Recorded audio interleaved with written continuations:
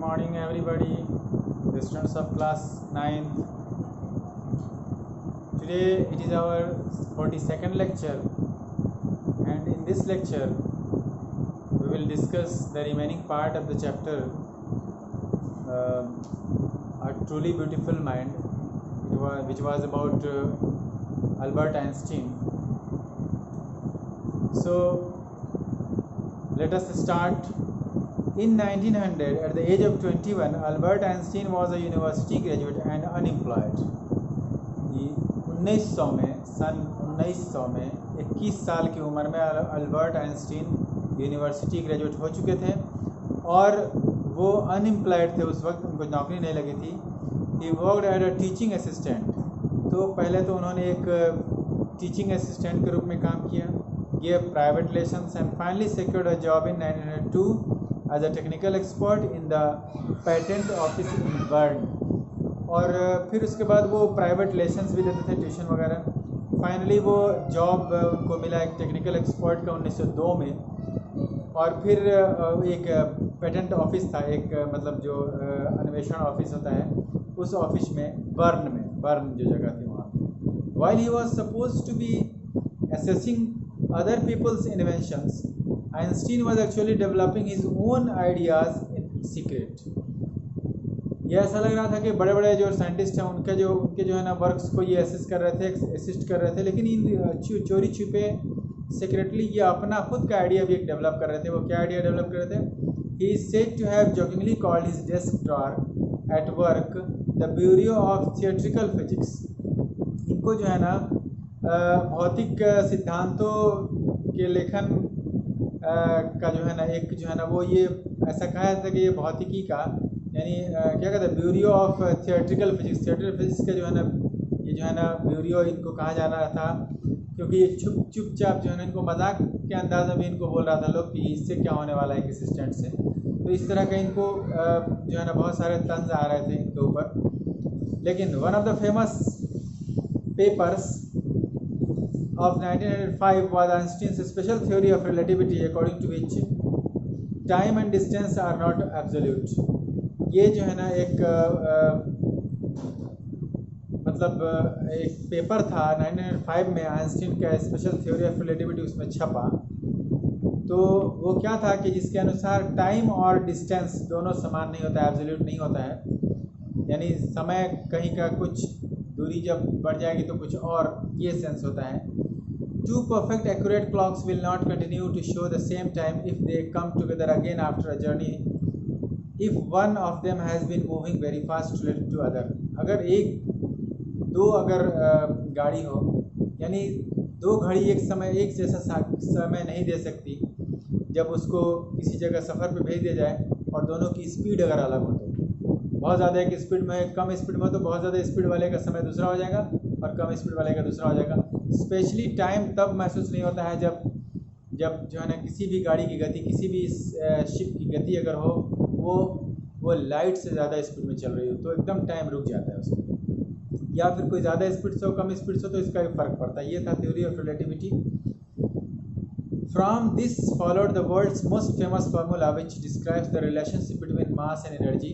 ये E is equal to mc² जो एक फार्मूला था, जिसको पूरी दुनिया जो है ना फेमस फार्मूला जिसको फॉलो करती है कि रिलेशनशिप जो मास और एनर्जी का जो रिलेशनशिप है वो ये साइंस वाले बच्चे ज़्यादा बेटर समझ सकते हैं।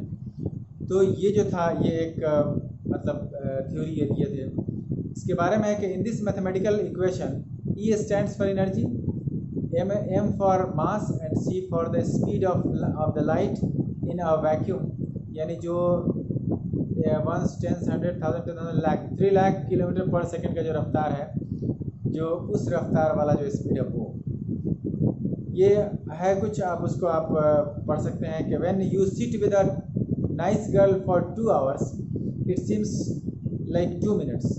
जब किसी सुंदर लड़की के साथ अगर आप बैठते हैं तो 2 घंटा बैठते हैं तो लगता है कि 2 मिनट हुआ बैठे हुए। When you sit on a hot stove for 2 minutes, it seems like 2 hours.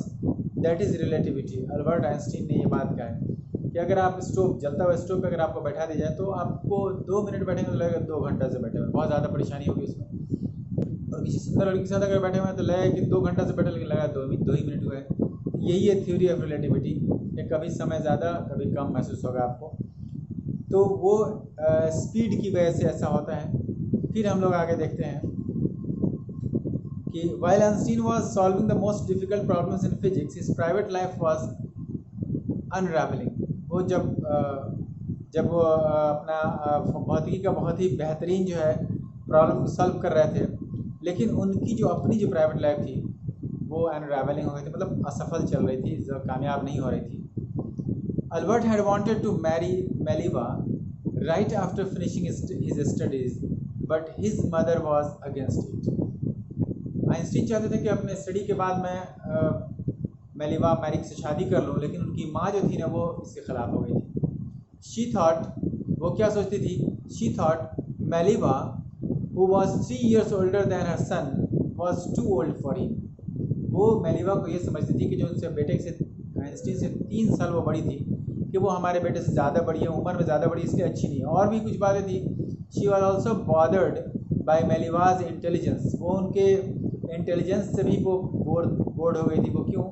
She is a book like you. वो कहती थी कि वो भी तुम्हारी तरह बुक है वो, यानी बहुत ज़्यादा पढ़ने में थी, ज़्यादा उसी में लिख रहती थी। His mother said Einstein put the wedding of. वो उसकी माँ वो कहती थी कि वो एक बुक है तुम्हारी तरह, तो इन्होंने थोड़ी शादी को छोड़ दिया, रोक दिया, टाल दिया, पहले पुट ऑफ कर दिया उसको। फिर the pair finally married in January 1903 में ये फाइनली शादी कर लिया इस जोड़े ने। एंड हैड 2 सन्स, और फिर 2 बच्चे भी हुए इनके, 2 बेटे। But a few years later the marriage faltered। Mileva meanwhile was losing her intellectual ambition and becoming an unhappy housewife। वो शादी जो है ना ज़्यादा दिनों तक अच्छे से नहीं चला, वो टूट गई शादी। वो क्यों? क्योंकि मेलिवा को लग रहा था कि वो अपना इंटेलेक्चुअल जो एम्बिशन था, उनका जो दिमाग जो उनको पढ़ने में और जो उनका जो पढ़ाई की थी वो छूट रहा है, और बस एक अनहैप्पी हाउसवाइफ बन के वो रह गई है। After years of constant fighting the couple finally divorced in 1919। वो एक कई सालों के जो है ना जद्दोजहद के बाद, मतलब फाइटिंग के बाद, लड़ने के बाद वो लोग 1919 में अलग हो गया, डिवोर्स हो गया उनका। Einstein married his cousin Elsa the same year. और आइंस्टीन ने शादी कर लिया अपने कजिन से, चचेरे ममेरे फफेरे जो भी भाई बहन रही होगी उनसे, उसी साल में शादी कर ली। फिर आगे क्या होता है वो हम लोग नेक्स्ट क्लास में देखेंगे। आगे क्या आइंस्टीन का ज़िंदगी चलता है, क्या क्या प्रॉब्लम्स आती हैं उनको, क्या क्या फ़ायदे होते हैं उनसे देश को, दुनिया को। So that's all for today. Have a nice day.